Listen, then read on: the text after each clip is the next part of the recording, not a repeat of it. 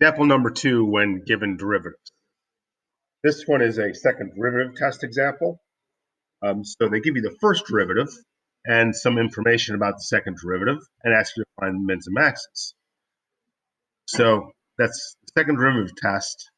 You have to find the critical numbers, which you know is where the first derivative, which was given, equals 0.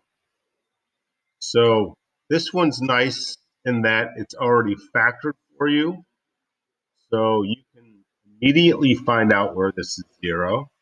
It would be x equals -2 because of this factor, and x equals 4 because of this factor.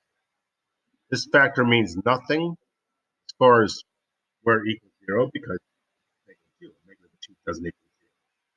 That's, some people get confused over that. Sometimes people want to say this is x equals 0, but that's only if this were an x. It's not. So that just does not produce 0.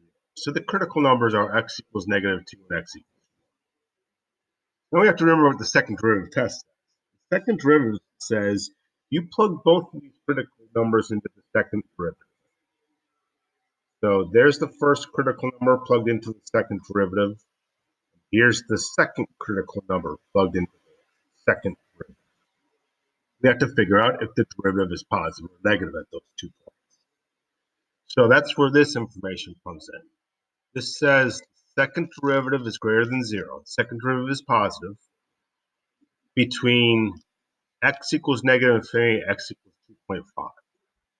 Well, -2 is between -infinity and 2.5, so the second derivative is positive, which by the second derivative test means we have a minimum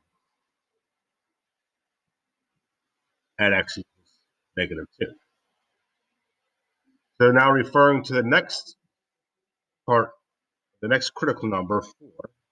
The second derivative at 4 is, again, we have to go back up here. Well, 4 is between 2.5 and infinity.